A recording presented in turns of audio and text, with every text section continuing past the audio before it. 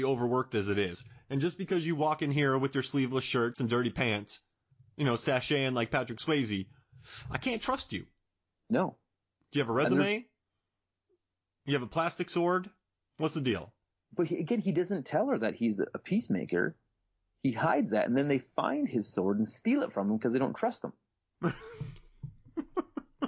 But in the moment where she steals his sword because she doesn't trust him, he's out in the field with her son. So I don't know. There's just some logic problems here I didn't see as a kid. I see now, and I forgive them because I have such a fondness for this movie. But I love this movie. It's pretty great. You got to go into it though.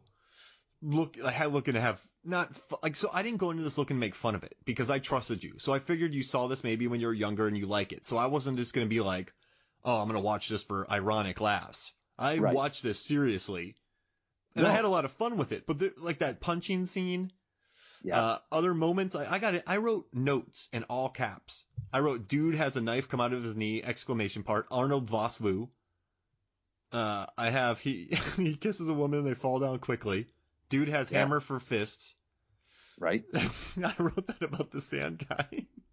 Hammer for fists. It's so good. And I put Little Rascals during the chase scenes because they looked like the little soapbox cars that the Little Rascals make. Those wind racer things, I firmly believe that Lucas stole the pod racer plot line for episode 1 from this. You and I could walk alongside these wind racers without breaking a sweat, and we're in the desert, Mark. You and I could walk faster than them. There's one scene where a dog is walking beside it when they're racing around, and the dog is keeping up. Like it's not that they're trying to hide the fact. These are not long range vehicles either. No, and they make that like wobble wobble wobble, like this weird wobbly sound. But there's nothing wobbling, and there's no solar energy. There's some crystals. Do the crystals get solar, and that's why they run? I don't know. I think the crystals are for time travel. I'm not sure. Are they pedaling? How do these things work? Are they just towed by a truck? Yeah, I think it's, again, I go back to, we don't need to understand how this world works. We just need to trust that it does. And there's a method for it because he says, I'm building a wind racer. He said that. And then Swayze says, well, I can help you with that. Now, Swayze can help build a wind racer, but he can't plant a flower. We saw that as well. He was planting his flowers too close together, and they weren't going to bloom, so they had to give him some farming lessons. But no, these are not high-speed, long-range vehicles. These are, again, very much. I think Alpha in his soapbox racer would have beat the wind racers across the desert. You and I rolling on the ground could beat these. But again, now, I do want to say I have a theory written down here to do with the metal in this movie, because not only the swords and the bow staffs, but the carts, like the carts, the water pipe, the pump. Like, I have a feeling that every metal in this movie is made of like recycled pop cans.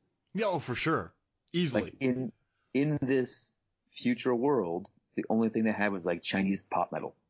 Yep. And so, it's going to be flimsy and a little bit sharp when it needs to be, but it's not going to, because that when the bandits come and vandalize like the water pump, they crush that metal like they're the Incredible Hulk. Yeah, it's like aluminum foil. It is aluminum foil, and I don't know. I think this movie must have been like just a riot to work on, because I feel like they were like duct taping things together right before the camera panned over to them. Like, I feel like there was prop guys running out of scene just to make sure that they weren't caught on camera. I feel like it was that kind of budget, and I think that brings a crew closer together. We need this cart to go 10 more feet. Can you get it there for us? Right. 100%. You want to hear something funny, though, from one of my production stories? I'm going off topic. So I was working on Anchorman 2, and I was responsible for there's 4 of us, and we were given all these taxi cabs and cars from whatever the 1970s, 1980s to drive around Woodruff Park in Atlanta to make it look like a busy New York City street. So for a week, I got to watch all the fight scenes, but I was in charge of all these cars. And one time, a car since they were older, like stopped, shut down, and it would have been stuck right in the frame, and they had to redo it, and they had some massive names. So I ran up alongside it. The camera didn't get me. I put my hand on the driver's side window and like the side of the thing, and I ran with it like a taxi cab to keep it moving past the frame while the driver just pretended like he was still driving. So there's me on the side, huffing and puffing to push that thing out of the way. So that's all that Tough Mudder training is to get ready for Anchorman 2. Yeah, just pushing the cars around. That's amazing. But I feel like there's people out of scene pushing these wind racers around because they can't be propelled on their own. They were being towed by a truck. They had to have been. There had to have been some filament pulling them. There's nothing. I thought it was a big funny reveal that like this kid's like, oh, I'm building a wind racer, and Swayze's like, oh, that's cute. And I took that to be very much like a kid building a soapbox racer. But then the villains are using these as their main like transport. These villains don't move very quickly. No. So here's the thing. How far do you think the villain's main base of operations was from this moisture farm? 1.6 miles. Minimum. Maximum. They are next door neighbors. They need to be. With the fluidity between which they travel back and forth and back and forth. Because they don't have vehicles, really. No. And there's no water, so you can't have too many horses, right? No. And then when they steal that pump, they're on that trailer and they're like moving it with their, like, I don't know. To me, it just seems like they're next door neighbors. It's kind of like feuding neighbors is what it really is. And then a Morton Joe comes in and gets control of the water source. You just blew my mind. Imagine that's how he gets his water. He just steals it from Patrick Swayze's wife. Yep. It's from Steel Dawn. Oh, man, we got to write a script that bridges these two worlds together. Now, I do want to say one thing that really impressed me about this is how well they used all the sand. Because people get sand thrown in eyes, people get sand kicked at them. There's a bunch of sand bags. Listen, If you and I live in a desert, right? We have our families out in the desert. We're making sandbags as walls. Oh, 100%. And that's 100%. What they did in this movie. They really sandbagged the heck out of everything. They did. And I want to say they did a good job creating the world. And I know the metal was really cheap, and I can't. In a movie called Steel Dawn, there was not one steel item.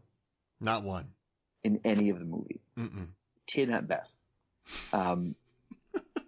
But Tin Dawn's not going to sell any tickets. But I do think they really committed to the world. And I think, again, the reason why this movie, like, it doesn't hold up, but it is watchable, is because those actors were just like, they believed what they were saying. There was no self-consciousness to the portrayals. And there was a lot of scaffolding in this, which I appreciated. That seemed like that could have been where the steel was, in the scaffolding. In the steel pipe. Right. Yeah. What do you think? I think they used steel to make ovens to make the sweet cakes as well. Oh yeah, that's what they were, sweet cakes? I think they said a chocolate filled cake one time, and one time he wanted a sweet cake. He was always asking for cakes. Now, I wrote a note down. I don't remember where I wrote this. Some guy wrote, "I've never seen anyone so fast. We should have killed him when he was in the bath." Yeah. There's a scene where Patrick Swayze, after he gets the lovin', and he finds out that they're essentially living on top of Waterworld. There's in this desert where nothing grows. Underneath his house is Lake Superior. He's then bathing out in the middle of nowhere, and these raiders come and start snack talking him while he's in the bathtub. And Patrick Swayze does not bat an eye. He commands that situation. He just smacks. That's what it is. Yeah. He's laying naked in the bath with guys all around him, and he's just telling them off. It's amazing. I love that guy. He's like, man, we should have killed him in the bathtub. Right. Hindsight's 20/20, right? Right. And again, I think Swayze in these movies, in a lot of his movies, has to have a thing. So in Roadhouse, it was, I thought he'd be bigger. Yeah. And in this movie, it's very much well, he's so fast. Watch him, he's too fast. And I don't think he was that small in Roadhouse. I don't think he was that fast in this movie. I mean, he's not even a good sword fighter. He's a dance fighter. I would say the other guy, the main enforcer, was way better. He was bigger and he was faster and he was a better fighter than Swayze. And he does say, if you mess with me again, I'll cut your head off to a guy. He does. He does say. So I have a theory. If you want to listen to our Jerky Antics of Michael Myers podcast, and in that I have a theory why Busta Rhymes was so successful with this kung fu against Michael Myers. And I'm going to tie this into this movie. So I love it. In the Halloween franchise, people are just swinging haymakers at Michael Myers, right? Right. And everyone's missing.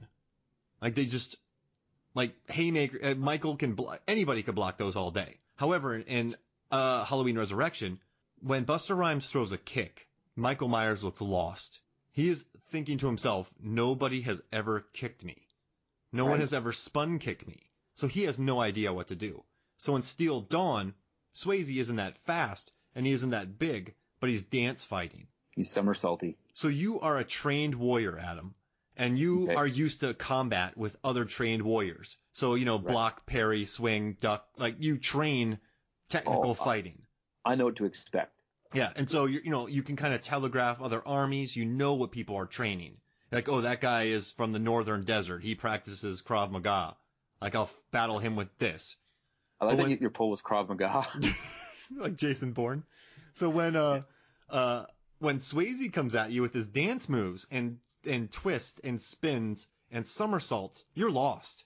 I am lost. You have been trained to expect the expected. So when the unexpected comes, you don't know how to block it. And the next thing you know is a plastic sword wipes you out. Right.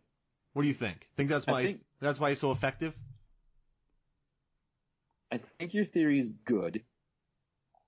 I think the one pinhole I put in it is that they have the same training. Well, maybe he adapted it. That's what he was doing when he was gone. Okay, yes. Because you don't see Metal Hair ever doing a triangle on the ground headstand. Never. He would never do it. Never.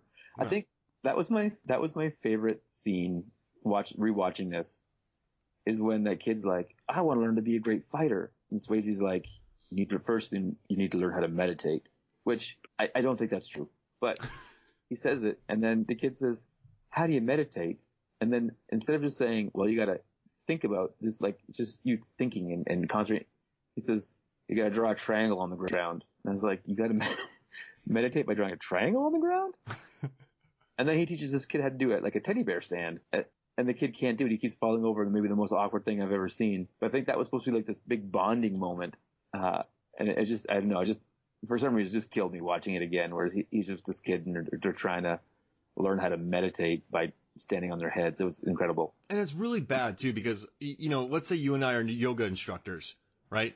We're not going to have people do the hardest things immediately. No. Like, we're going to work them into, shavasanas and different stretches and all this kind of stuff. We're not just going to be like, now stand on your heads. Right. Right? So he's a horrible teacher. Right. And then, but that ties into the end so he eventually kills everybody who's bad. And then when they could really use his help at the moisture farm, because they're going to irrigate the whole valley, he leaves. He just... Why does he leave? His life is good for him. Things are coming up Swayze. And he says, I don't belong here.